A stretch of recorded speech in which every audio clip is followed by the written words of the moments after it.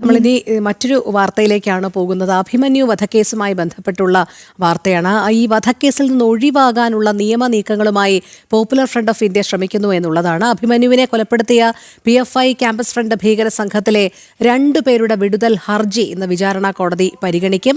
Police ചുമത്തിയ കുറ്റങ്ങൾ അടിസ്ഥാനരഹിതം എന്ന വാദമുയർത്തി വിചാരണ വൈകിപ്പിക്കാനും നീക്കമുണ്ട്. മിഥുൻ അയ്യപ്പൻ ചേരുന്നുണ്ട് വാർത്തയുടെ കൂടുതൽ വിവരങ്ങൾ നൽകുന്നതിനായി. Mithun, good morning. അഭിമന്യു വധക്കേസിൽ പോപ്പുലർ ഫ്രണ്ടിന്റെ ചില നീക്കങ്ങൾ നടക്കുന്നുണ്ടല്ലോ. എന്തൊക്കെയാണ് വളരെ ബോധപൂർവം നടത്തുന്ന ആ നീക്കങ്ങൾ? ഇപ്പോൾ 2 പ്രതികളുടെ വിടുതൽ ഹർജിയുമായി അവർ നേരത്തെ തന്നെ രംഗത്തെത്തിയിരുന്നു. അതിന്റെ വിചാരണ ഇന്ന് വിചാരണ കോടതിയിൽ എത്തിയിരിക്കുകയാണ് എന്നുള്ളതാണ്. ഇന്ന് വിചാരണ കോടതി പരിഗണിക്കുമെന്നുള്ളതാണ് ഇന്നത്തെ ഏറ്റവും പ്രധാനപ്പെട്ട കാര്യം. അതിൽ 2018 ജൂലൈയിലാണ് ഇത്തരത്തിൽ അഭിമന്യു മഹാരാജാസ് കോളേജിൽ വെച്ച് കൊല്ലപ്പെടുന്നത്.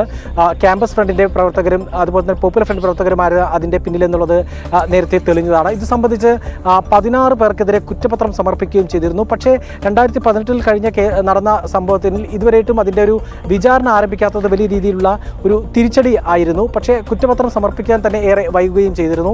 ഈ ഘട്ടത്തിലാണ് ഇപ്പോൾ ഇതിലെ 13-ാം പ്രതിയായിട്ടുള്ള സാലിദും 16-ാം പ്രതിയായിട്ടുള്ള സനീഷും ഇത്തരത്തിൽ വിടുതൽ ഹർജിയുമായി രംഗത്തെത്തിയിരുന്നത്. അവരുടെ വിടുതൽ ഹർജിയാണ് ഇന്ന് കോടതി പരിഗണിക്കുന്നത്. പ്രധാനമായും ഇവർ പറയുന്നത് തങ്ങളുടെ കുറ്റം തെളിയിക്കാൻ സാധിക്കുന്ന തരത്തിലുള്ള തെളിവുകൾ പ്രോസിക്യൂഷന് മുമ്പിലില്ല, കുറ്റപത്രത്തിലടക്കം അത്തരത്തിലുള്ള തെളിവുകളില്ല എന്നുള്ളതാണ് അവർ പ്രധാനമായും ഉന്നയിക്കുന്നത്.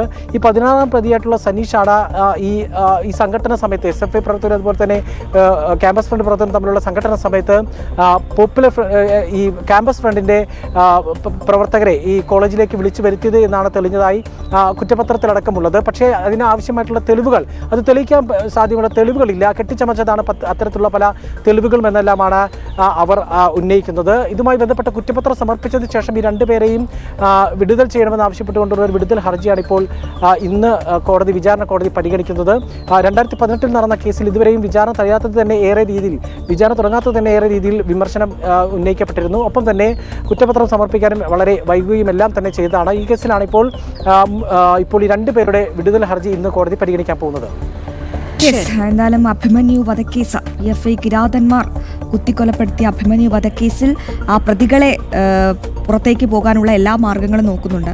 കാരണം കുറ്റപത്രമടക്കം ഈ കേസിൽ നഷ്ടമായ ഒരു സാഹചര്യം ഉണ്ടായിരുന്നപ്പോൾ രോഹിണി നേരത്തെ സൂചിപ്പിച്ചതുപോലെ ബോധപൂർവമായ ശ്രമങ്ങൾ PFIയുടെ ഭാഗത്തു നിന്നും മാത്രമല്ല പലയിടങ്ങളിൽ നിന്നും ഉണ്ടാകുന്നുവെന്നുള്ള നിർണായക വിവരം തന്നെയാണ്. മാത്രമല്ല ഈ കേസിന്റെ പല ഘട്ടങ്ങളിലും അന്വേഷണ ഘട്ടങ്ങളിലെല്ലാം നമ്മൾ അറിഞ്ഞതാണ് വലിയ രീതിയിലുള്ള രാഷ്ട്രീയ സ്വാധീനം. അതായത് സർക്കാർ PFIയെ സഹായിക്കുന്ന ഒരു നിലപാട് തന്നെയാണ് SFI നേതാവാണ് പിന്തുടർന്നത് എന്നുള്ളത്. അത് ഏറ്റവും അധികം വിമർശനം നേരിട്ടതുമാണ്. കാരണം വർഗീയത തുലയട്ടെ എന്ന് പറഞ്ഞ അഭിമന്യുവിനെ ഒടുവിൽ ഈ മതഭീകരവാദികൾ കുത്തിക്കൊലപ്പെടുത്തിയതിനു ശേഷം എന്ത് നിലപാടാണ് ഇടത് നേതാക്കൾ സ്വീകരിച്ചത് എന്നുള്ളത് എല്ലാവരും കണ്ടതുമാണ്.